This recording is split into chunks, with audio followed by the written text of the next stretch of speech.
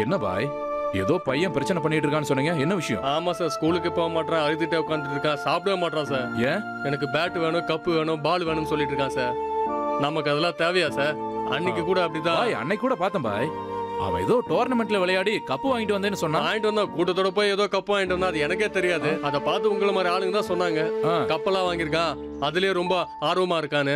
நீங்க அவ்வளோ ஆகும் இவ்வளோ ஆகும் சொல்லிட்டு வாங்கி தர மாட்டேன்னு சொல்லிட்டு அழுதுட்டே உட்காந்துருக்கான். என்ன பாய் இப்படி பேசுற நீ? ஆமா, 10 ரூபாய்க்கு மேல ஆகும்ல. இங்க பாரு, தோனி மாதிரி டிவில வந்தா சந்தோஷப்பட மாட்டியா? என்ன சார் சொல்றீங்க? அதெல்லாம் நம்மளால முடியுமா? நம்ம வருமானம் அந்த அளவுக்கு இருக்கா? என்ன பாய் போன் எடுக்கிற? யாருக்கு போன் பண்ற? தண்டலுக்கு போன் பண்றேன் சார். எதுக்கு?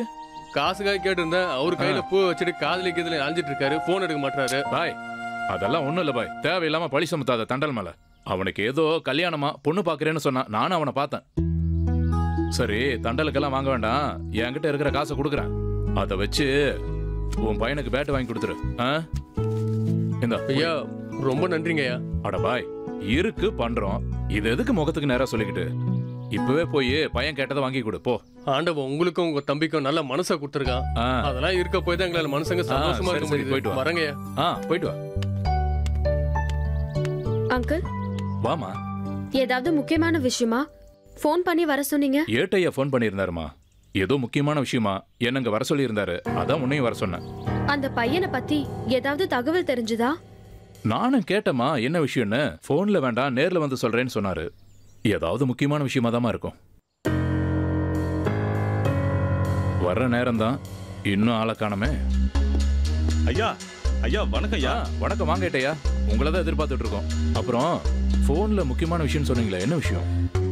ஸ்டேஷன்ல வச்சு பேசலாம் தான் பார்த்தேன், ஆனா அங்க நிலவரம் சரியில்லை, அதனாலதான் நானே வந்தேன்.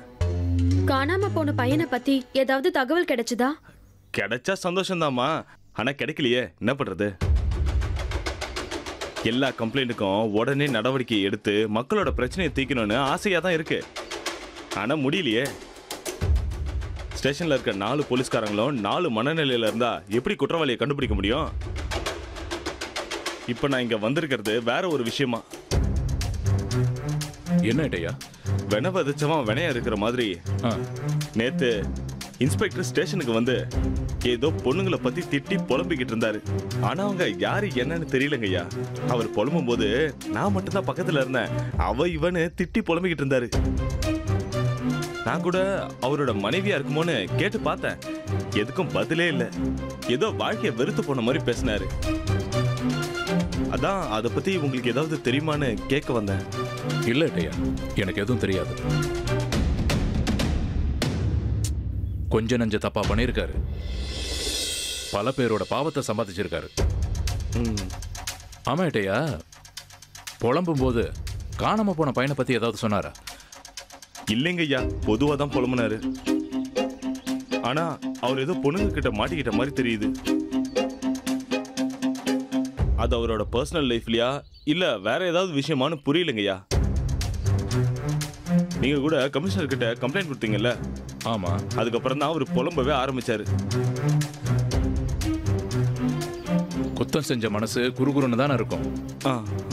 என்னதான் தப்ப நியாயப்படுத்தினாலும் மனசாட்சின்னு ஒண்ணு இருக்குல்ல. அந்த இன்ஸ்பெக்டர் திருந்துறவரா இருந்தா இருக்கிற பெண்டிங் கேஸ் எல்லாம் கூடிய சீக்கிரம் முடிச்சிருவாருன்னு நினைக்கிறேன். ஆமாங்கய்யா, எனக்கும் அப்படிதான் தோணுது. சரிங்கய்யா, நான் வரேன். போயிட்டு வாங்க ஏட்டையா.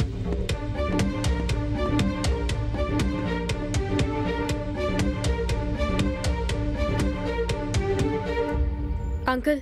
என்னம்மா? ஏதோ பொண்ணுங்களை பத்தி பேசினாரே, அது யாரா இருக்கும்? எனக்கும் தெரியலமா, ஆனா அந்த பொம்பளைங்க தான் இந்த இன்ஸ்பெக்டரை ஆட்டி படைக்கிறாங்கன்னு நினைக்கிறேன். கண்டுபிடிக்கிறேன் கூடிய சீக்கிரம் அவங்க யாருன்னு.